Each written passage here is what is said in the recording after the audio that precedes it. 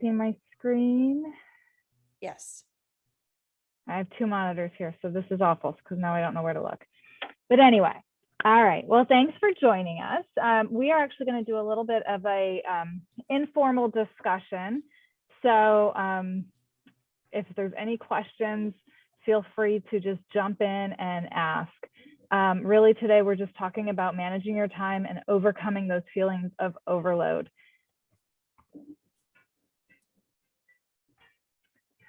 There's lots of noise here in the background. So, all right, time management is basically the process of organizing and planning how to divide your time between specific activities. And it's actually one of the student-related obstacles to student motivation. So really, if you're feeling stuck or unmotivated, it's really that overwhelm or lack of focus. And not really just lack of focus, but lack of direction of what you need to do next. So we're going to talk about how to manage that. So we're going to go over some planning. What does your ideal day look like? Scheduling your priorities. We're going to go over some tools, using your calendar, to-do lists, and timers. And we're also going to talk about that feeling of overload. So not just how to prepare yourself, but when you kind of get into that muddy feeling of feeling overwhelmed, how to manage that and how to get out of it so that you can move forward. So there is a story, and you can look it up on YouTube. I didn't want to take the time to show the video, but you could look the video up on YouTube. There's a story that a professor told, basically of the big rocks, pebbles, and sand. And so the demonstration is they take a jar and they put the big rocks in the jar and they say, is the jar full? And if you were to put all the rocks in the jar, like the picture on the right, you would probably say, yes, the jar is full. But if we took those little pebbles and shook the jar up and they all fit in there, then you might say, okay, now the jar is full. And then if we took some grains of sand and we dumped them into the jar and they fit in, now would the jar be full? So really what that represents is the rocks are your big priorities in life, your family, all the things that really matter are really important. The pebbles are the things that aren't as important. They might be a little urgent, but not the big rocks, the big priorities. And then there's the sand, all that little stuff that gets in the way. So if you were to put the sand in the jar first, what do you think would happen? Anybody have any idea? Probably wouldn't be able to fit the rest of the items in there, right? Because it would take up too much space. Exactly. You wouldn't have room for the big stuff, the really important things in life. So if you were to take all that little stuff and worry about all the not so important things, if you were to spend all your time on the little things, or going out with your friends and watching TV and all the little things that aren't a priority, you're not going to have room for the priorities. Make sense? Mm-hmm.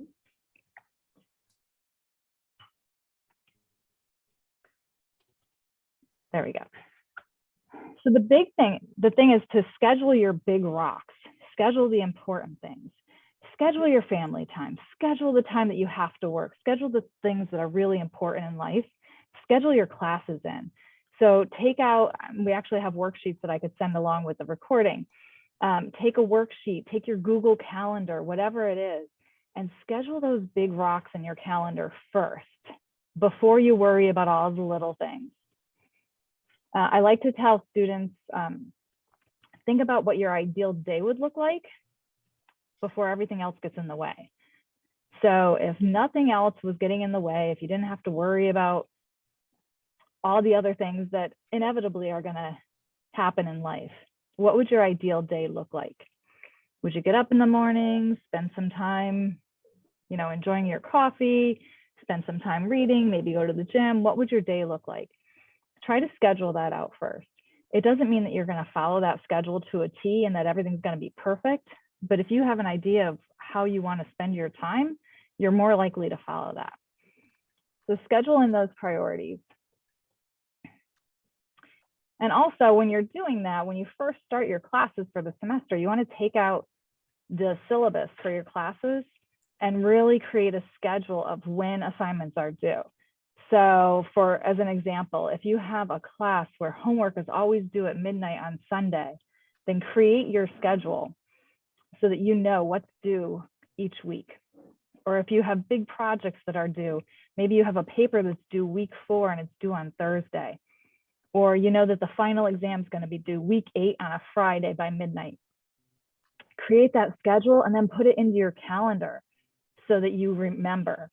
And you're always going to work backwards. So if you know you have a final exam that's due on Friday of week 8, you're going to be preparing for that earlier. And you're going to block off time to schedule and be ready for that exam.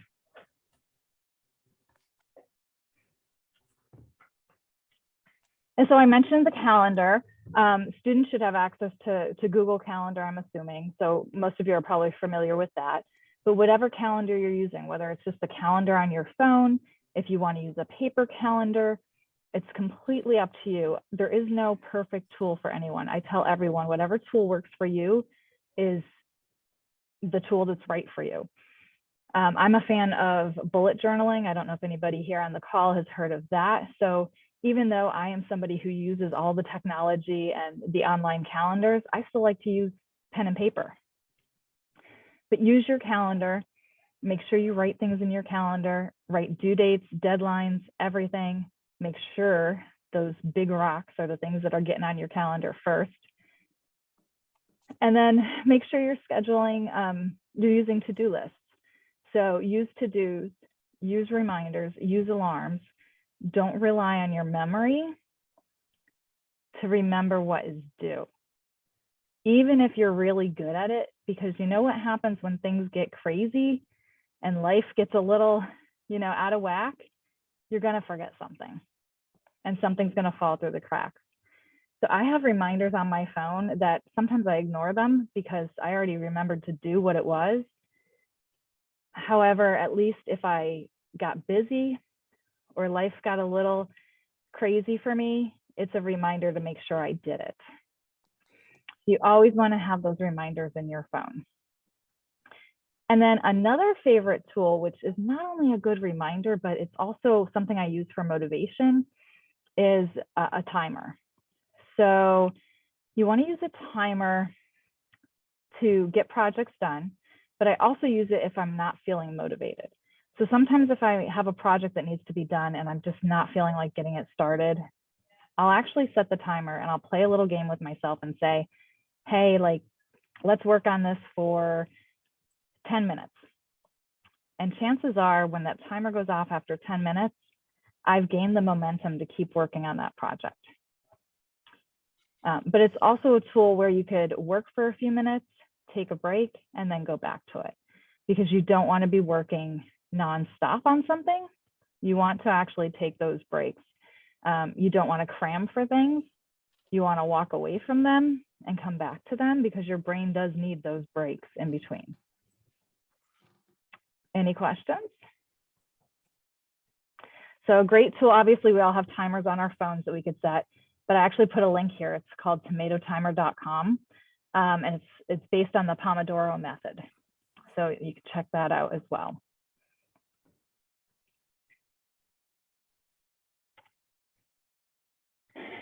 All right, so we are all, I guess, mid-semester at this point, and possibly feeling those feelings of overwhelm.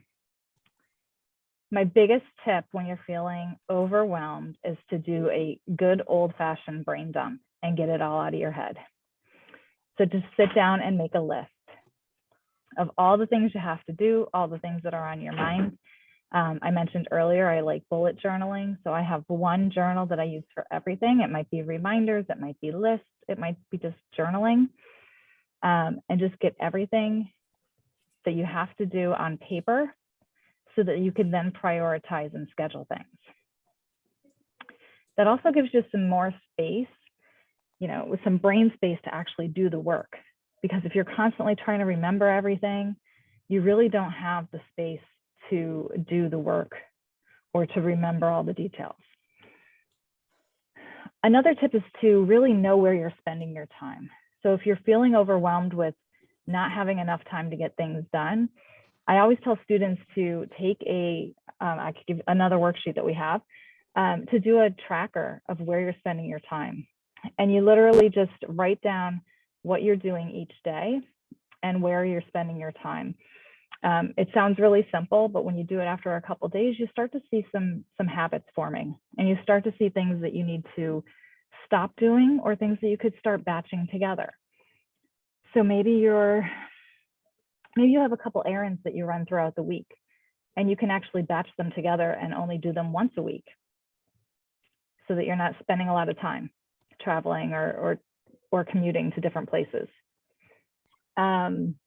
Maybe you're noticing you thought you were doing a lot of scheduling, but when you look at your time tracker, you're actually not getting in the studying that you thought you were doing.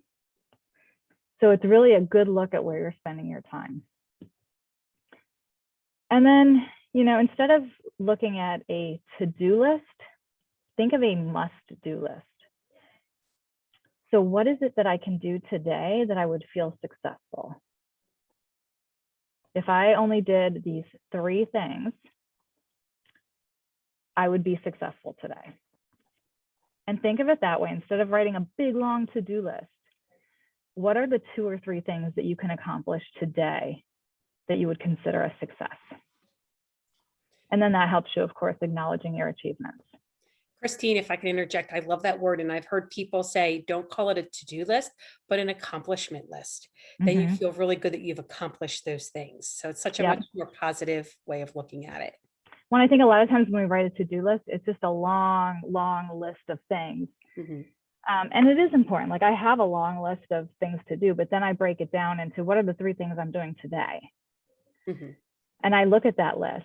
The other thing that I didn't mention when we were talking about calendaring is it's really important. I take time on Sunday to look at the week ahead. So it's really important to look at what you have planned for the week so that you could prepare for it, and also notice any conflicts that you have coming up. So if I'm looking at my schedule on a Sunday and I see that on Thursday I double booked myself, I'm able to take care of that on Sunday so that I'm not rushing around at the last minute to fix something that could have been avoided.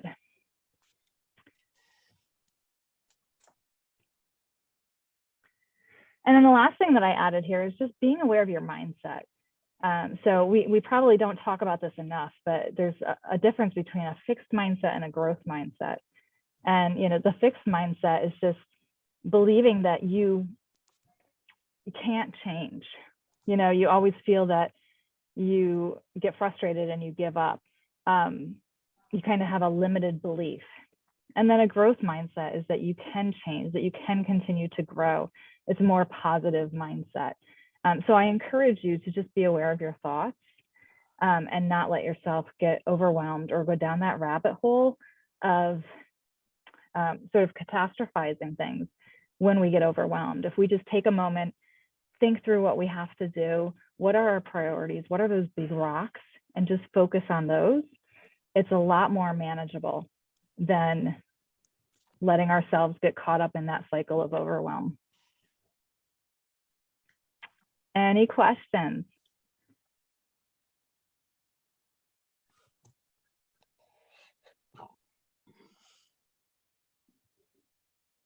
Any questions or like specific challenges you have with time management?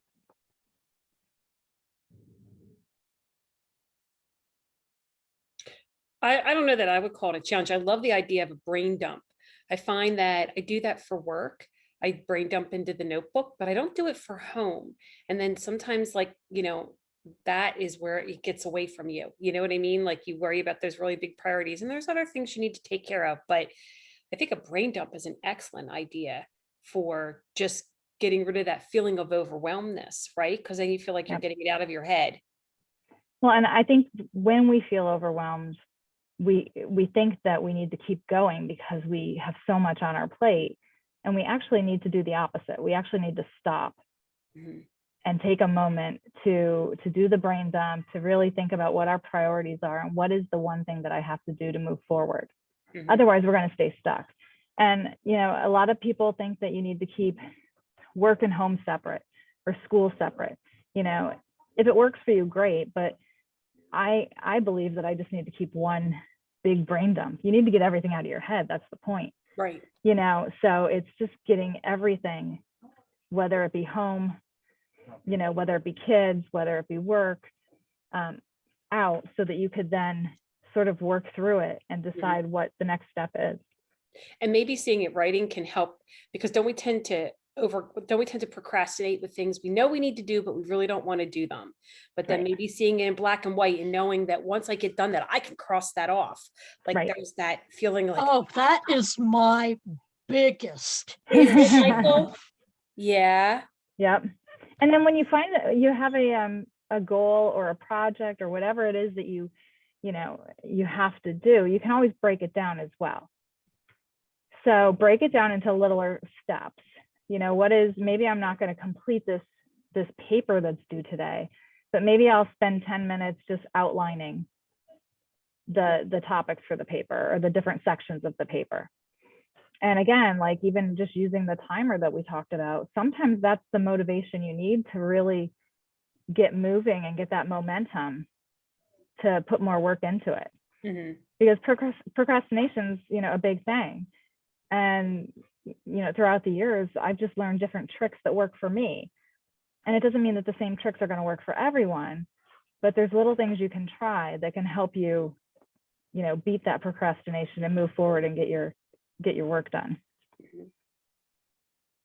I agree, Christine. I spoke to a student yesterday who mentioned that she had generalized anxiety. And so the school things were mixing with the home things, and she just couldn't get out of this cycle. And I wish she was here today, but I'm going to definitely send her this to see that the brain dump, might be a great way for her to get all of that out, so that they're not all mixing together, or it's okay if they're mixing together, and then she can separate it out.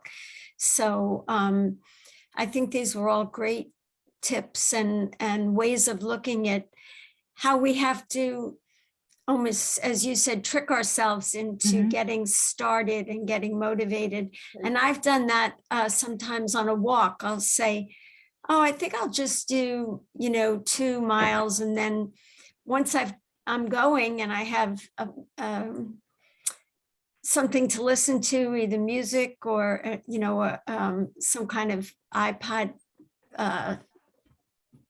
interesting documentary, the time just goes by. Absolutely. So, yeah. Well, and I think if like journaling works for some people, and it doesn't have to be like you're journaling for a half hour. It doesn't have to be anything like that. Like I literally just do like a few sentences, but to really say, okay, I'm going to write down 3 things I accomplished today. So maybe to have her start with, doing the brain dump, planning her week, at the beginning of the, like Sunday, whatever day works for her, just planning for the week ahead, doing a brain dump. And then each day, just what are the 3 things that she plans to accomplish, and what did she accomplish at the end of the day? And that's a good, it's a good goal to sort of get some momentum going. I'm definitely going to recommend that and get in touch with her after this. Yeah, because I'm sitting here and I'm Googling it. You can just Google what is a bullet journal. And it really is, it says it's a mix of daily planner, a to-do list, and a diary. So really it kind of pulls it all together. But like, I guess and maybe because I'm old school, like I always thought journaling was I'm writing out my feelings and all that kind of stuff. And this is like, especially for a student that is maybe. I could do a session on that, because it's really, there are no rules. And even in my master's program, Karen and I were just talking about the other day, I did a whole paper on student support, and basically just journaling each day the 3 things that you've accomplished and following up with your success coach. And so that was just a goal for a student to just use their journal. You do a brain dump when you feel overwhelmed, set some goals each day, and then make sure you're following up with your success coach weekly, so that we have that accountability and that support. And it's a learned behavior, right? And you need that sense of accomplishment, and it really helps to build that That might be a really unique topic for us to do a new workshop on. Yeah, I like that Absolutely. idea. Yeah. Absolutely. And it's So. funny you say that because the accountability, because I spoke with her yesterday and she said, if you could contact me today, she said, Wednesday is my day to get all my work done. But I tend to get sidetracked. I could use a little accountability. So I'm going to do that. Well, and we're more accountable to other people. So if you Yeah. could find an accountability partner, you know, or if you have a success coach, you know, that's what we're here for. So it's a great tool. You know, I'm much more, I'll tell Karen, like, you know, we have this project, make sure I stay on it. And I'm much more accountable if we do something like that than if I am accountable to myself. Mm-hmm. Good point. Yeah, because we will tend to gently nudge one another saying, okay, my favorite phrase now is I'm circling back around to this. Where do we stand? You know, because Mhm. it's very easy, and calendaring all these things is what makes a difference for a lot of people. You know, like Michael and I were talking at the very beginning, and I was like, wow, she's taken 5 classes. That's a lot of work. And if you realize, if you calendar that all out, you can do it, no problem, right? It's seeing it in black and white rather than just keeping it stored up here where it's easily forgotten. Well, and it's staying organized, and even the most organized of us need tools to keep us organized, because things happen in life. There's always something that's going to throw a wrench in the best laid plans. Right. So you always have to have something that's going to catch whatever's going to fall when things go awry. Awesome. Excellent. So. All great advice. All right. Well, we'll send out some worksheets as well with the recording. That way you have it. All right. And as always, if there's any questions, you know, you could always email me or anyone on the Act 101 team. We're happy to help. Okay, let's stop the recording. Well done.